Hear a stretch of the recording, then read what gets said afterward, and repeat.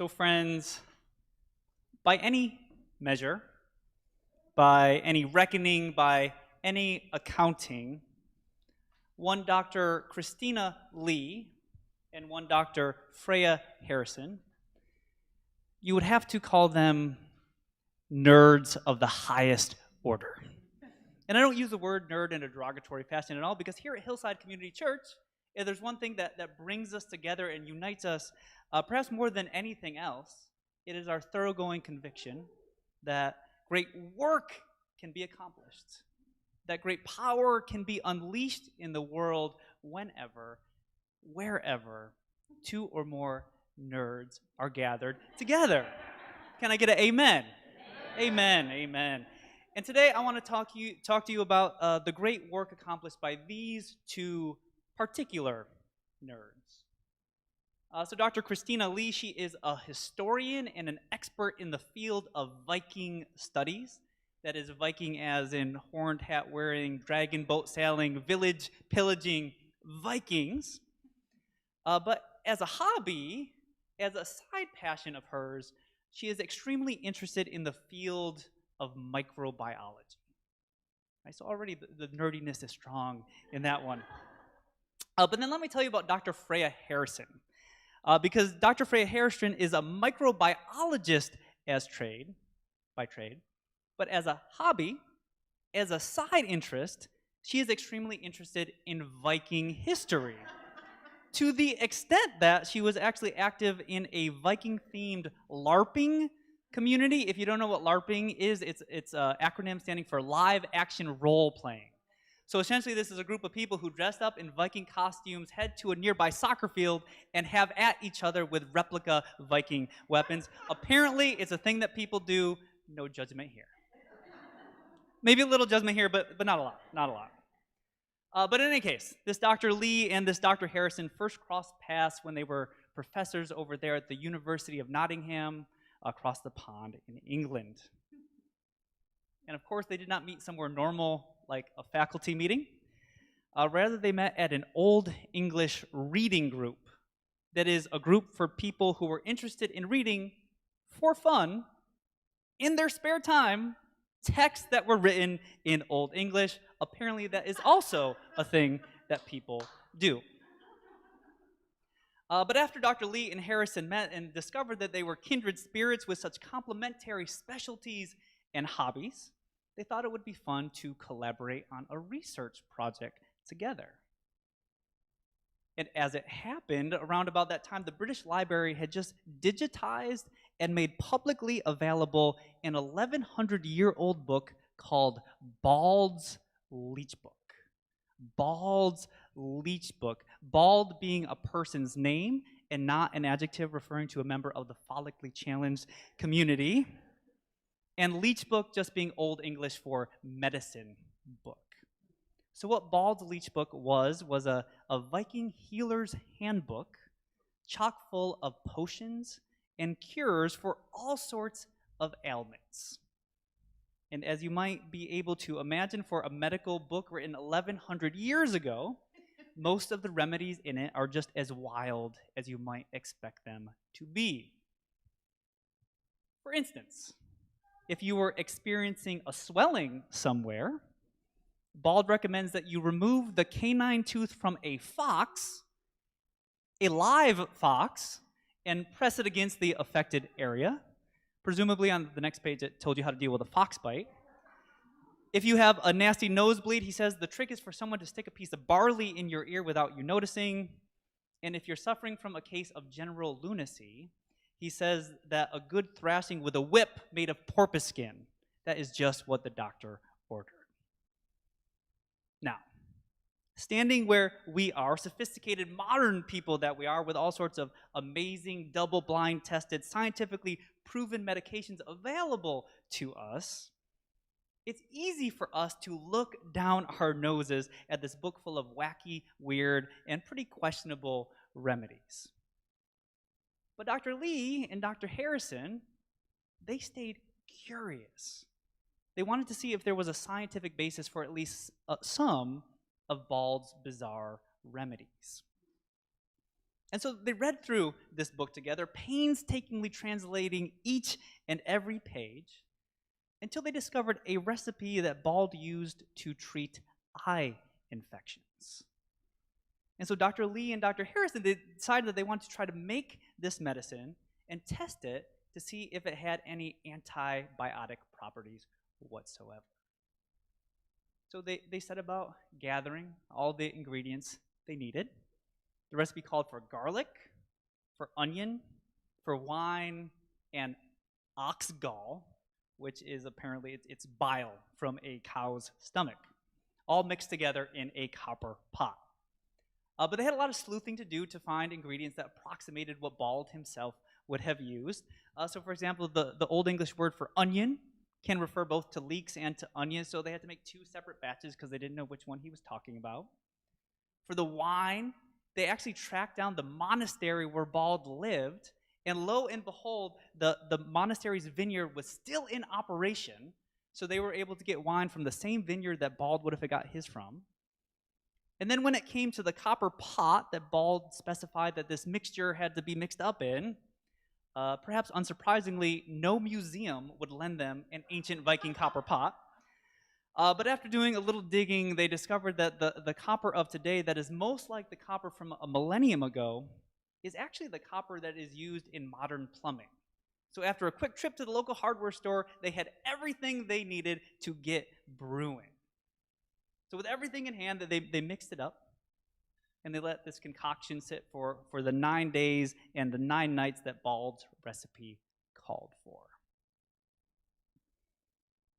And when those 9 days and those 9 nights were over, they took their brew into the lab, and they applied it to these little globby cubes that were covered with Staphylococcus aureus, a nasty little bacteria better known to you and me as staph.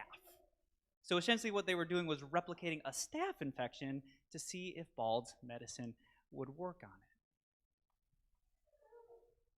Now, it needs to be said that their greatest hope for this nerdy little experiment of theirs was that Bald's recipe would just have some measurable impact on this bacteria. If it killed 10%, even if it killed just 5%, they would have considered the experiment to be a raging success. But when they came back to the lab the next day, they came back to discover that Bald's recipe had not killed 5% of the bacteria, and it had most definitely not killed 10% of the bacteria. No, it had killed it all. At least 99.99999% of this bacteria were eradicated. Dr. Lee and Dr. Harrison, of course, they did not believe what they were seeing, so they made another batch and tried their experiment again, and it worked again. And then they tried a third and a fourth and a fifth time, and each and every time, Bald's little recipe worked. It worked. Feeling a little cocky at this point, they decided to up the stakes a little bit, and they tried to apply Bald's recipe to MRSA, methicillin-resistant Staphylococcus aureus, a modern superbug mostly picked up in hospitals that kills 2,000 people a year because modern medicine, for the most part, cannot touch it. And as you may be able to ascertain from the fact that I spent a good chunk of this week learning to say methicillin-resistant Staphylococcus aureus, Bald's recipe worked again. It eradicated 90% of the MRSA bacteria that it came into contact with. So in other words, this old knowledge, this old method, this old way, which to our modern minds seems such an unlikely remedy, so unlikely, in fact, that it would be easy for us to write it off as not worthy of our time and consideration, it worked. It worked. It was efficacious. It was powerful. It was potent. It was beneficial. It made a difference. It made a real difference, even in this modern world.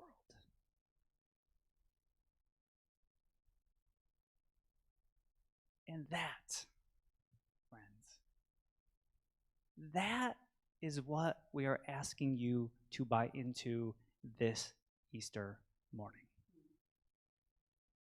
I imagine that a lot of you are here this morning expecting me to give you the hard sell on the historical reality of Jesus' resurrection. But I got to be honest with you, I don't care. I don't care if you believe in Jesus' resurrection or not.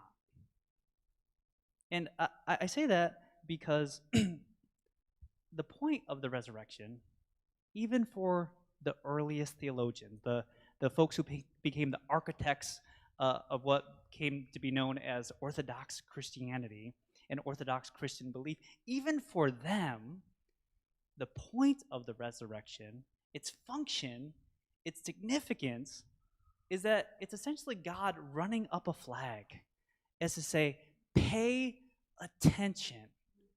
God was here. In this human life, in the person of Jesus, God was here. So pay attention to what this person said and what this person did. That's the point of the resurrection. And if we actually do that, if we let the resurrection draw our attention to Jesus' life, to what he said, and to what he did, what we find is a person who, in chapter 3 of the Gospel of Mark, describes himself and his mission in the world as this. He says that he is a plunderer. His word choice, not mine. He says that he is a plunderer who has come into the world to bind up the powers of evil. And I think we all can probably agree that that is a fairly grandiose sounding mission. It sounds like something out of one Marvel movie or another. So that's what Jesus says that his mission is. But then when we pay attention to how he actually lived out that mission, what do we see? We see this guy who traipsed around the rural backwaters of the Middle East, telling the poor that despite their material conditions, they are loved by God. We see someone who healed folk who were sick and fed folk who were hungry. We see someone who ignored traditional distinctions made between people and rubbed shoulders with those shunned by polite society. We see someone who welcomed and blessed children, someone who humbly washed the feet of his followers, and someone who, in his final moments, offered forgiveness to those who betrayed him. And while all of these small acts of love and mercy and compassion are great, they're perfectly nice things to do, they certainly don't feel like the actions of someone trying to plunder the world back from the forces of evil, do they? In fact, this morning's reading, which is the very end of the Gospel of Mark, it doesn't end in triumph. It doesn't end in glory. It ends with 3 women fleeing from the tomb and not saying a word to anyone because they were too afraid.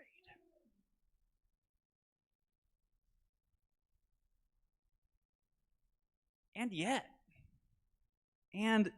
2,000 years later, on this sunny Sunday morning, when all of us could very well be out enjoying bottomless mimosas at Easter brunch with our friends and families, here we sit talking about Jesus and talking about those things that he said and did, all those seemingly insignificant acts of love and mercy and compassion. And in those intervening millennium, hundreds of thousands of despots and dictators and tyrants and villains and ne'er-do-wells of all stripes have risen and fallen, and they are long forgotten. And this morning, we're not talking about them, but we are still talking about Jesus. And why is that? Why is that? You're giving away my sermon, Rachel. Come on. No, it's because this old knowledge, this old method, this old way of Jesus, which to our minds seems such an unlikely remedy for the ills and evils of our modern world. So unlikely, in fact, that it would be easy for us to write it off as not worthy of our time and our consideration. It works. It works. It is efficacious. It is powerful. It is potent. It is beneficial. It makes a difference, a positive difference, even in our modern world. And if we would look around us, we would see that followers of this way of Jesus are responsible for ushering untold amounts of good into this world. We see them building hospitals and orphanages and soup kitchens. We see them running charities and NGOs, lifting folk out of poverty and providing clean drinking water to villages and towns and cities. We see them protesting violence and war and genocide. We see them fighting diligently to save our environment and protect our natural resources. We see them advocating for equality and justice for all of God's children. It was Christianity, remember, that was the backbone of the civil rights movement. Yes, the followers of Jesus' way have done and continue to do untold amounts of good. Which is not to say, of course, that Christians both presently and historically aren't responsible for doing horrible things and doing them in Jesus' name. So, for example, just this year, just in the United States, 200,000, this is a real statistic, 200,000 children, kids, are going to be kicked out of their quote-unquote Christian homes because they come out as gay or as trans. And that is something that we need to do something more about, especially us in the progressive wings of the church. And likewise, in this country of ours, there's a particular sickness where Christianity often gets entangled with white nationalism. Right? Just this week, who did we see? We saw Trump out there hawking Bibles preambled with the U.S. Constitution. It's called the God Bless the USA Bible. And the depths of all that irony, I can't even begin to plumb. But that is something that we need to work harder to change. That is a culture that we bear culpability for and that we need to work harder to change. But the good news this morning is that for every person out there actively working to subvert the mission that Jesus lived and died for, the mission that the resurrection so beautifully draws our attention to, the good news is that there is as many, if not more, followers of Jesus' way, humbly living out those small acts of love and mercy and compassion that make the world better. And the even better news this morning is that you don't need to be a nerd to be part of this grand transformative mission. All you need is a heart willing to love, hands ready to serve, and a spirit eager to follow this simple yet profoundly efficacious way of love that Jesus taught. Thanks be to God for that. Amen.